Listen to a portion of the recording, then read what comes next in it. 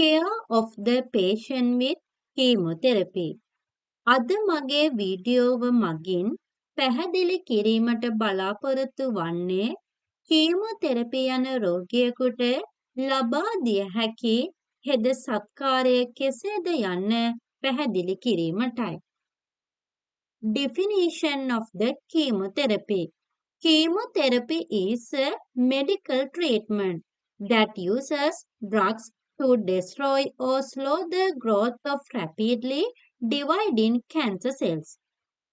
පිළිකාමය සෛල cancer cells වේගෙන් බෙදී ව්‍යාප්ත වීම නවතා දැමීමට හෝ එම සෛලවල වර්ධනය මන්දගාමී කිරීමට ඖෂධ භාවිතා කරමින් සිදු කරන වෛද්‍ය ප්‍රතිකාර ක්‍රමයට තමයි අපි කියන්නේ කීමෝතෙරපි කියලා.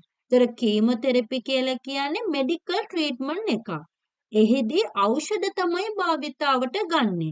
එමගින් සිදු වෙන්නේ මේ කැන්සර් සෙල්ස් එහෙම නැත්නම් පිළිකාමය සෛල වේගයෙන් බෙදී ව්‍යාප්ත වීම නවතා දැමීම හෝ එම සෛලවල වර්ධනය මන්දගාමී කිරීමට භාවිතා කරන ප්‍රතිකාර ක්‍රමයක්. මෙය තනිවම කරන්නත් පුළුවන් ප්‍රතිකාර ක්‍රමයක්. එසේ නැතිනම් සර්ජරි, රේඩියේෂන් තෙරපි, ඉම්යුනෝතෙරපි සමග එකට එක්ව කළ හැකි ප්‍රතිකාර ක්‍රමයක්. Chemotherapy works systemically targeting cancer cells throughout the body, but it may also affect healthy fast-growing cells, leading to side effects.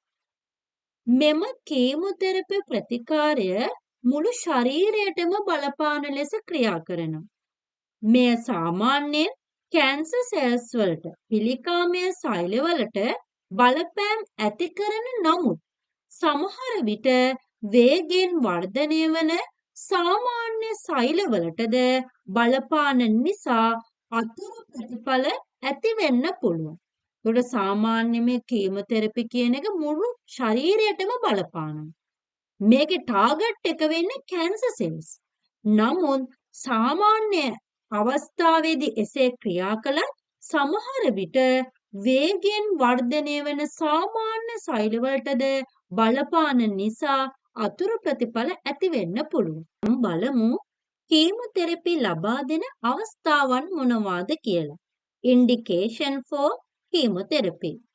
First, curative intent.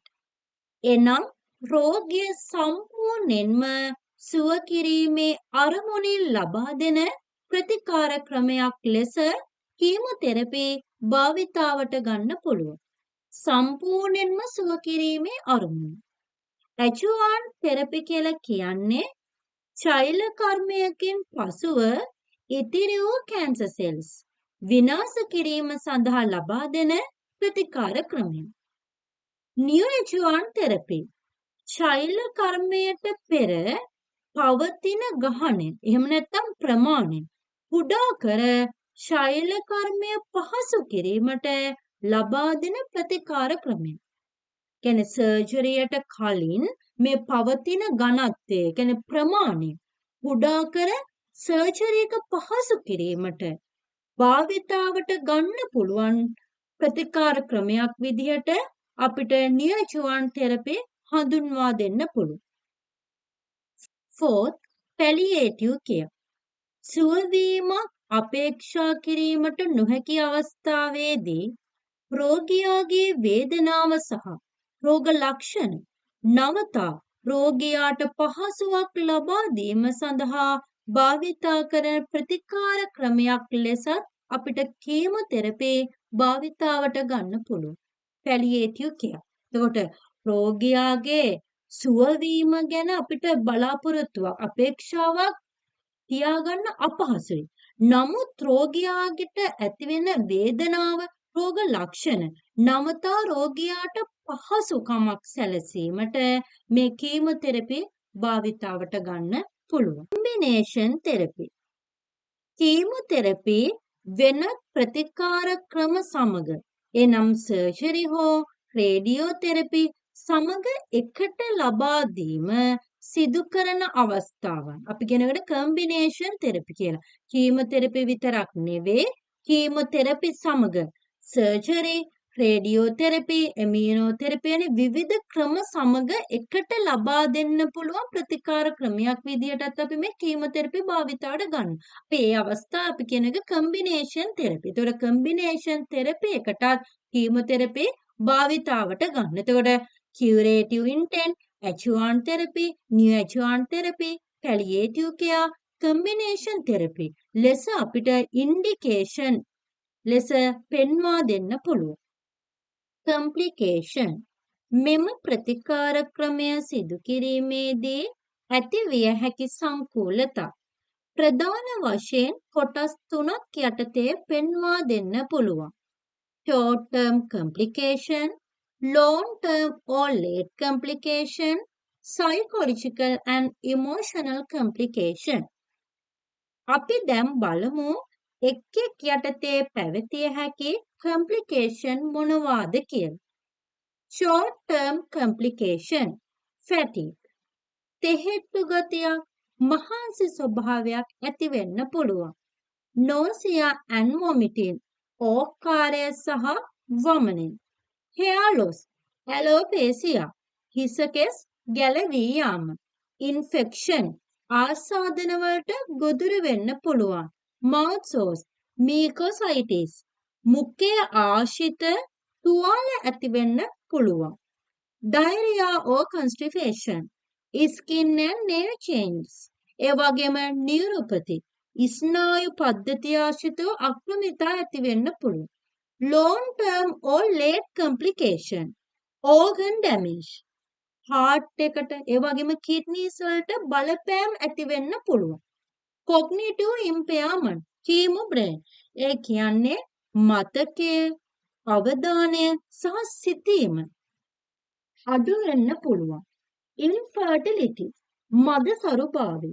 bone density loss, අස්ථිවල පවතින නිරෝගීභාවය නැතිවීම. අස්ථිවල ඝනත්වය අඩුවීම. psychological and emotional complication, anxiety and depression, body image issues. අපි දැන් බලමු nursing management. සාමාන්‍යයෙන් කීමොතෙරපි යන රෝගියෙකුට ලබා දිය හැකි හෙද සත්කාරය කෙසේද? මගේ පළවෙනි nursing diagnosis එක වෙන්නේ fluid volume deficit related to chemotherapy induced side effects as evidenced by physical assessment. බොහෝ දුරට nausea, vomiting කියන තත්ත්වය ඇතිවීම නිසා තමයි මේ fluid volume deficit එක ඇති වෙන්නේ. එතකොට මගේ පළවෙනි nursing diagnosis එක fluid volume deficit.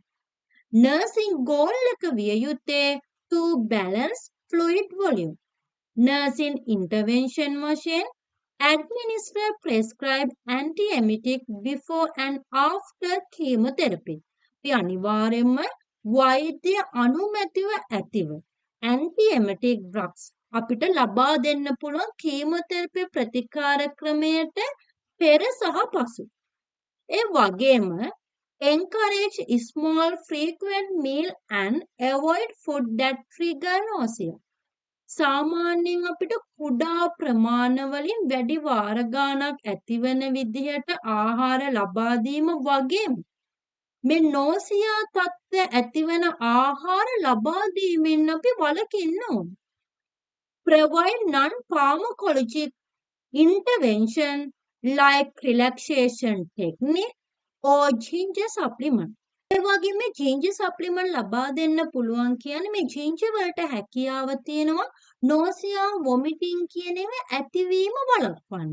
පිට ඒව ලබා දෙන්න පුළුවන්. ඒ වගේම monitor for sign of dehydration and electrolyte imbalance.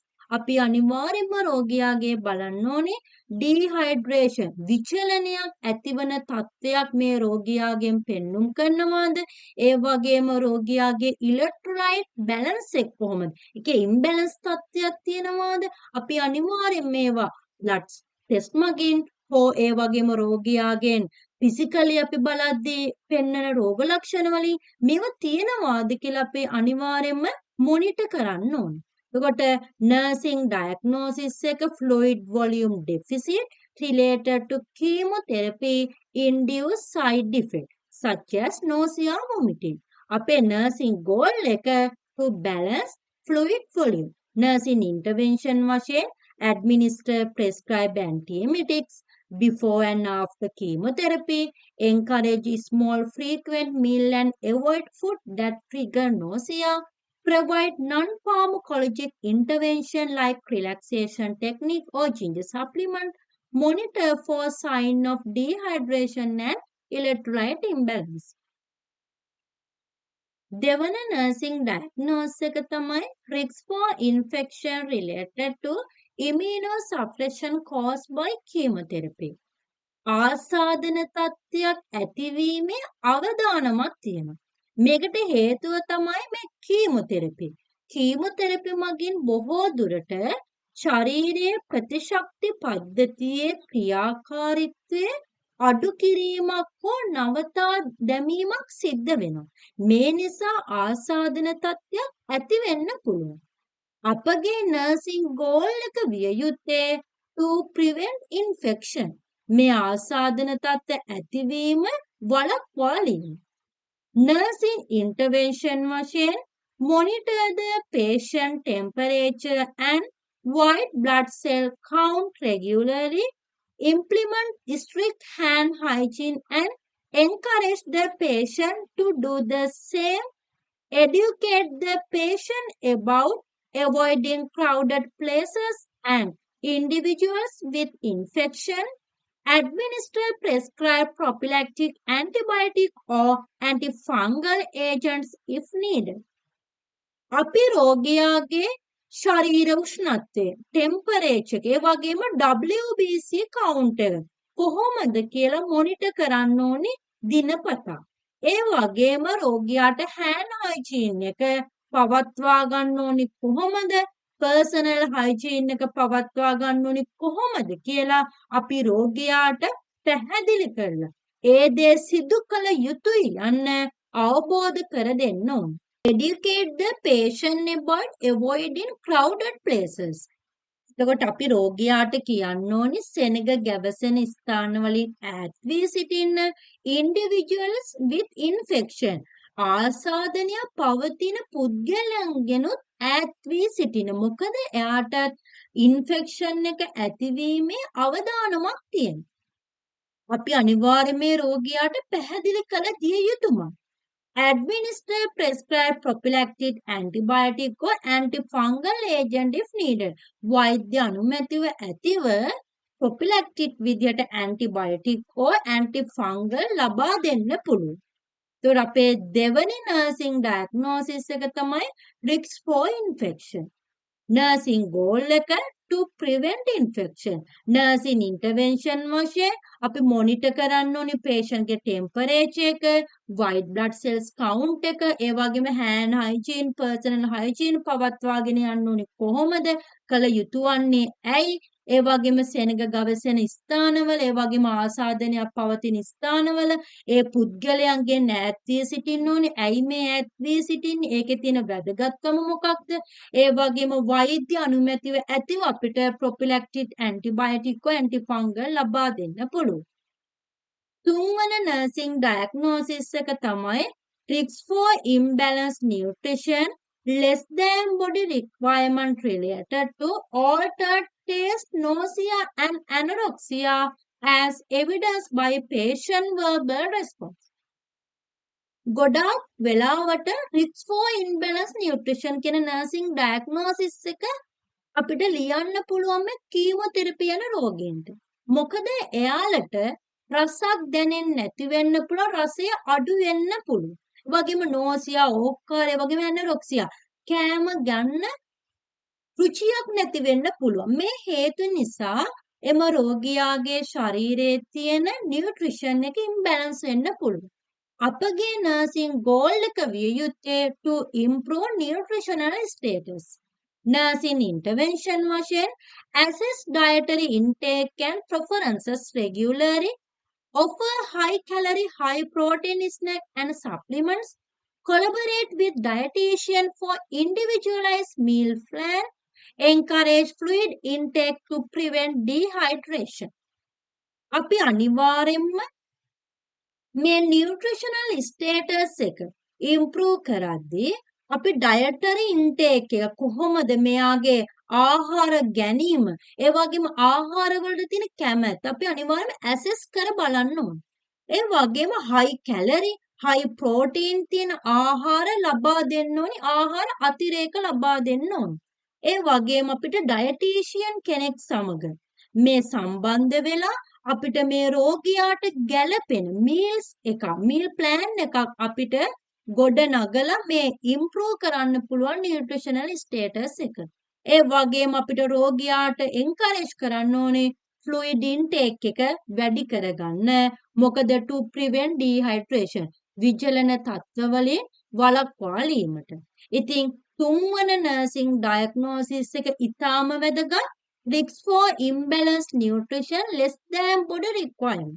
So අපගේ nursing goal එක විය යුත්තේ to improve nutritional status. හතරවන nursing diagnosis එක තමයි fatigue related to the effect of chemotherapy and reduce red blood cell count as evidenced by patient verbal response. ඒ වගේම අපිට physical examination එක මගිනුත් අපිට මේ රෝගියාගේ මහන්සි ස්වභාවයත් හේතු ගතිය අපිට බලන්න පුළුවන්. එතකොට අපගේ නර්සිං ගෝල් එක විය යුත්තේ to relieve fatigue.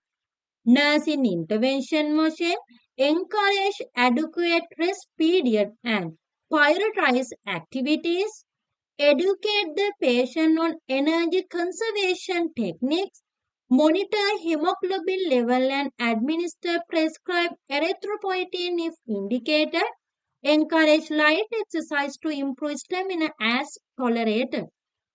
අපිට කියන්න පුළුවන් රෝගියාට මේ ඇක්ටිවිටීස් අතර රෙස්ට් පීරියඩ් එකක් තියාගන්න. ඒ වගේම තමන්ට ගැළපෙන ක්‍රියාවලි මොනවාද ක්‍රියාකාරකම් මොනවාද කියලා රෝගියාව දැනුවත් කරනවා වගේම ඒ ක්‍රියාවලි සඳහා අපිට රෝගියාව දිරිමත් කරන්න පුළුවන්. ඒ වගේම මේ රෝගියා තුළ පවතින ශක්තිය ඉතුරු කරන අන්දමින් කොහොමද මේ ක්‍රියාවලි සිදු කරන්නේ එනර්ජි කන්සර්වේෂන් ටෙක්නික් මොනවාද කියලා අපිට රෝගියාට පැහැදිලි කරලා දෙන්න පුළුවන්. hemoglobin levels and administer prescribed erythropoietin.